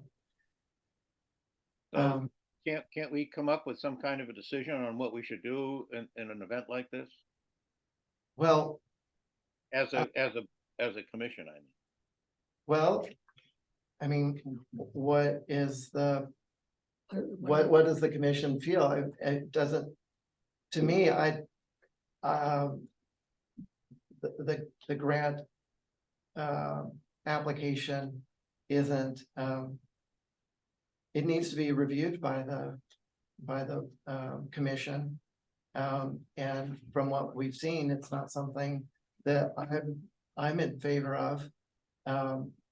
And there seems like there are questions from the rest of the commissioners, but please speak up. I think it should be removed or withdrawn.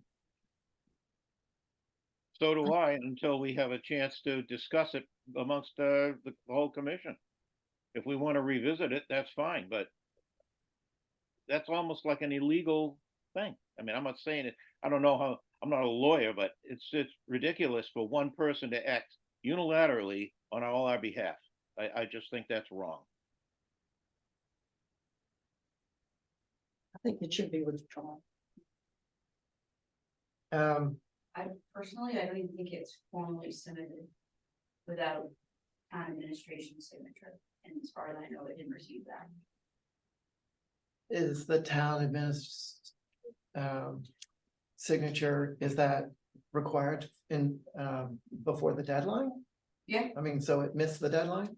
well, if she didn't get signatures from, because I know, town manager was not available, assistant town manager had to provide signatures for the two CPC grants that we were in behalf of the town. You all are a part of the town, so therefore any application that this commission submits for would have to have approval from town administration, so unless you got signatures from. Well, let's just say somehow she did, but it still doesn't have the backing. I know she didn't, because I personally got the signatures for the two that we submitted with PIN. So could I have a motion to, whether the application has been accepted or not, to withdraw whatever application has been presented? Yes. So moved. And do I have a second, George? Second. Okay. All in favor on your motion, Tom, Aye. George, Aye. Rita, Aye. Clement? Aye. I as well. Yeah, that was really disconcerting. I do though, I really want to do everything we can to get this program up and running, and so I am, volunteering myself to, work with Abby and anyone else interested in, pursuing making these funding requests without CPC and Well, thank you for keeping the that, Rita. momentum going. Hopefully, we'll continue to pursue this and present it in a way that works with the commission. I know that Abby was working with Georgia and David for over a year on stuff, so I think, you know, with the two of them not being involved or whatever anymore, I think that is a disservice to all of us, because it was a group effort. But yeah, to having kind of the last minute application and not having the thorough review was. Thank you though for it's gonna be helpful, because I will say, National Park Service applications are intense. They Yeah, no, webinars that, both Abby and I have participated in are wow. So your experience with that. Thank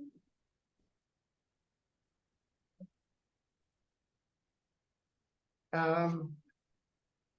So next on the agenda, if there's anything about, else about the CPC applications is, the discussion of demo delay policies and potential improvements. And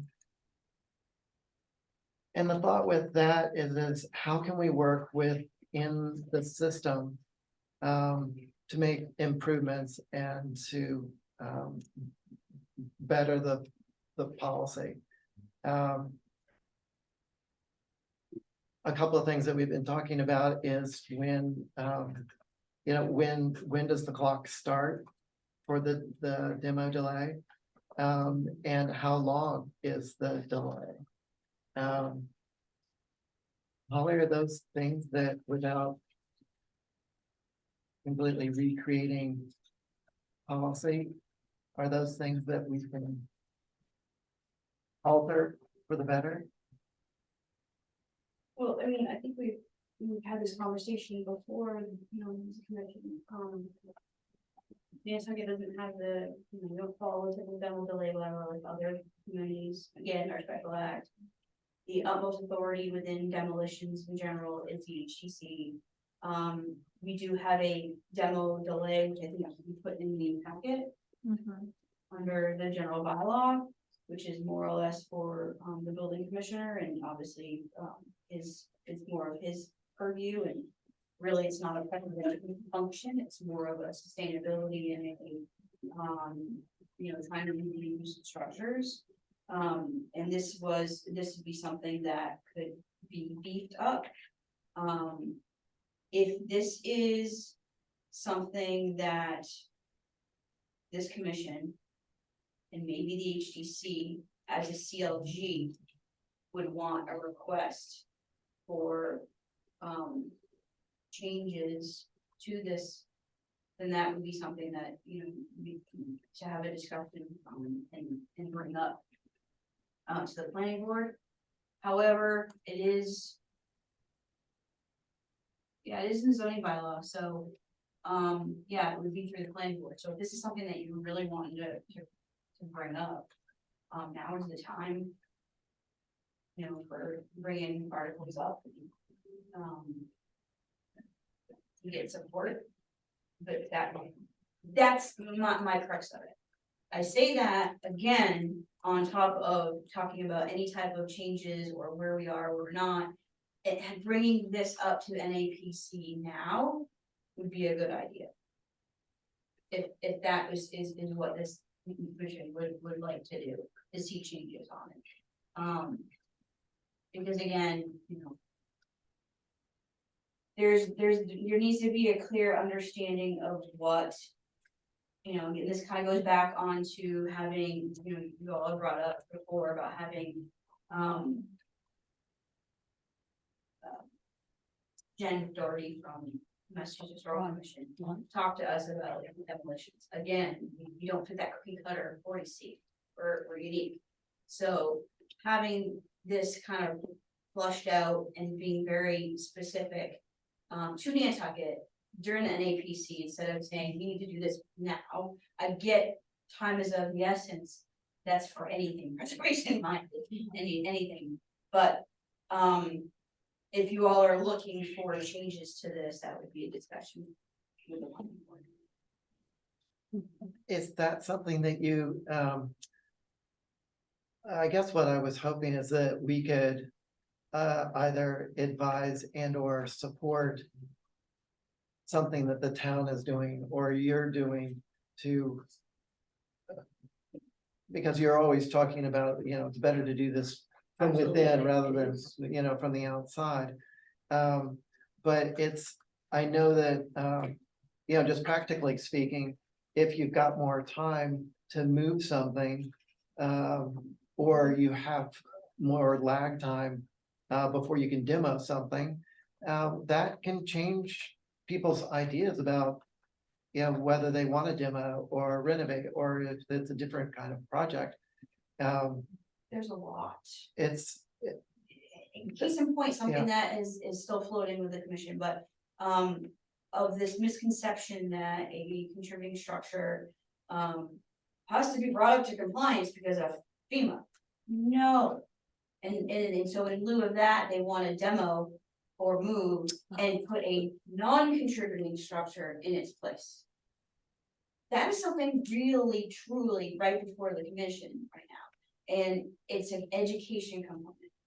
It is saying, whoa, wait a minute, you're wrong. To a point where their engineer came up to me and said, can I have your card? You seem to know what you're talking about.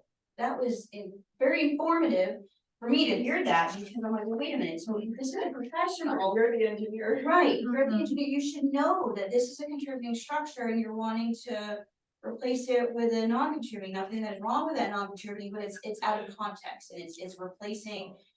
So again, my point is, it kind of boils back down to education again. And maybe re-educating not just commissioners across the board, the entire CLG, I'm thinking about both, not just this commission.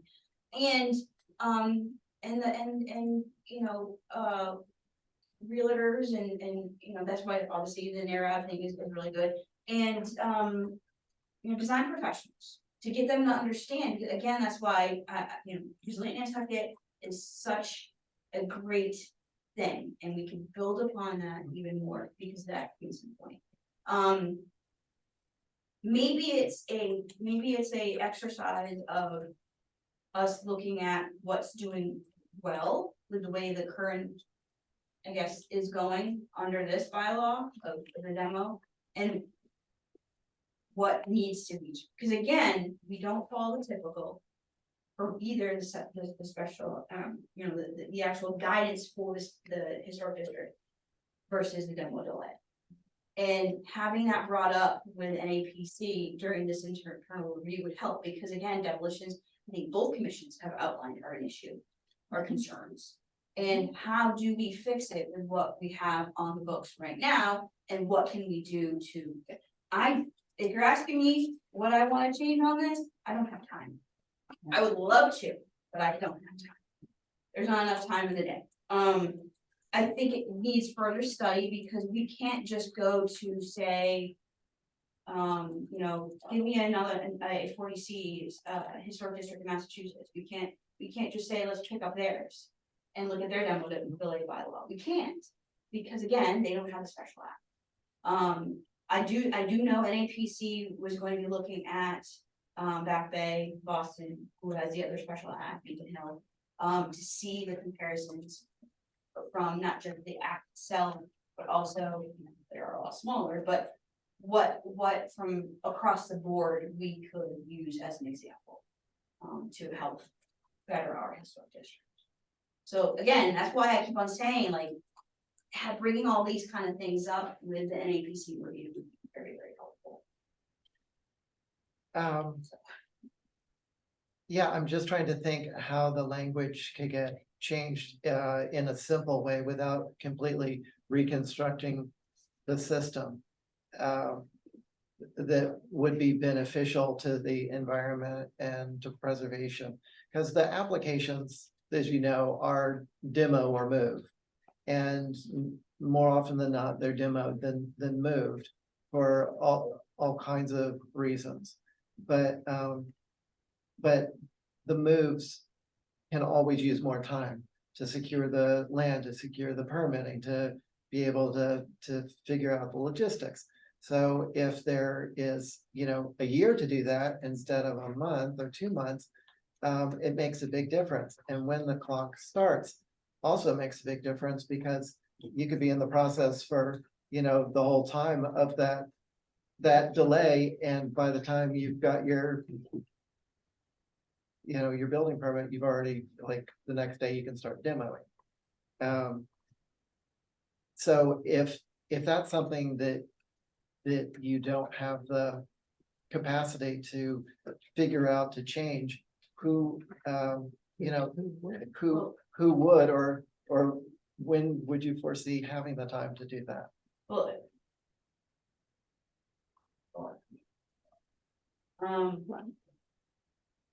I mean, again, I've mentioned that I had this conversation with the former planning director. The need to look at this. It needs to be done. I don't have an answer. I really don't. I think it needs to be looked at, but it's not just a, let's change this number to this number, this number to this number. I think, and I know Mary did a lot of work on looking at a couple years ago, demo delay policy, and I know that was pushed to the side, but a lot of that had to do with the fact that we have a special act and going a different route. So, I mean, maybe that's something this commission looks at. And staff can assist. But if that's something that this commission wants to do, then I would recommend, mentioning it to the planning board that there's something wanting to look at.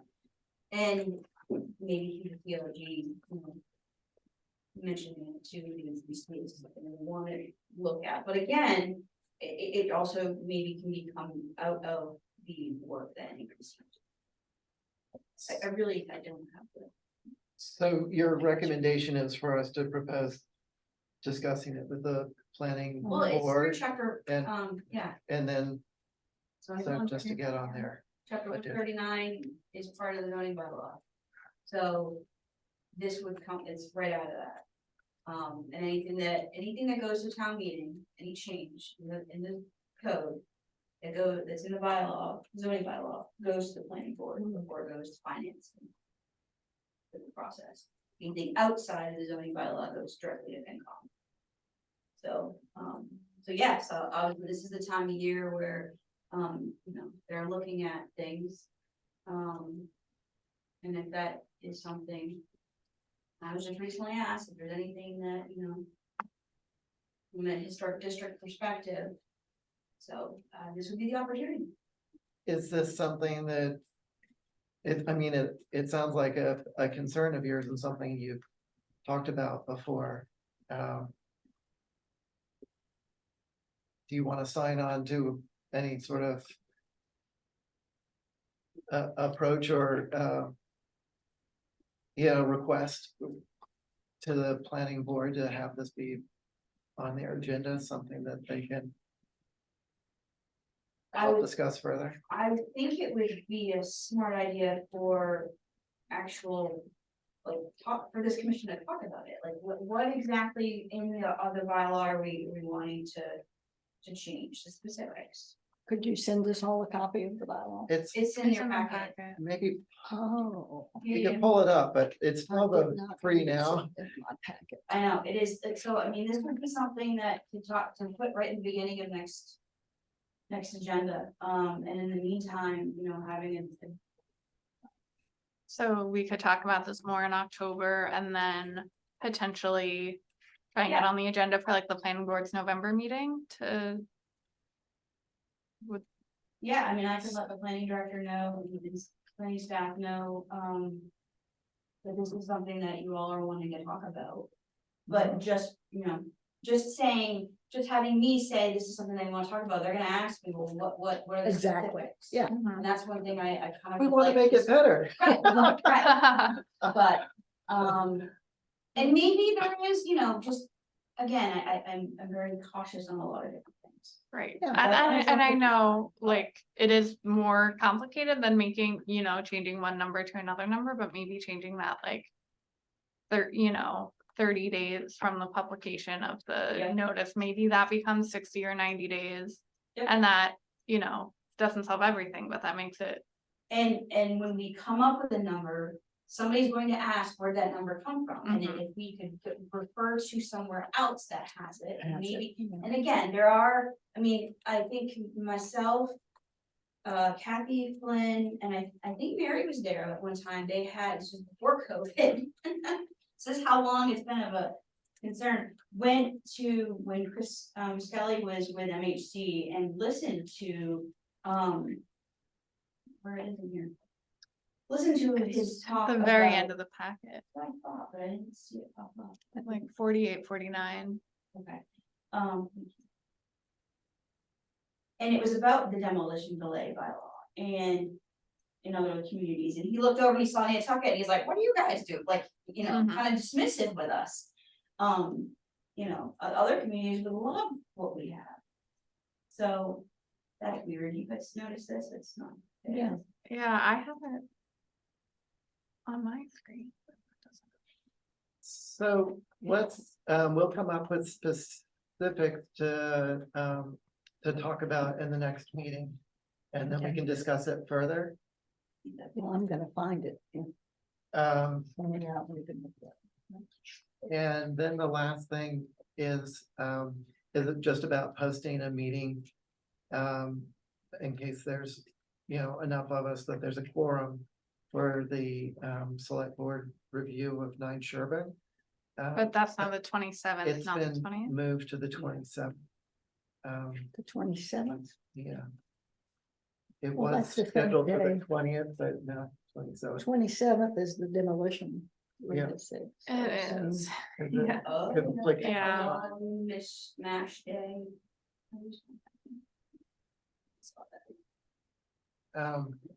So.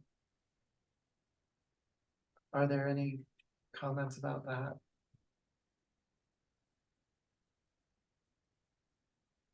I mean, I know you had mentioned you want to be there and maybe. Yeah, I know, I Eventually want to be there. so I can take it off the 20th.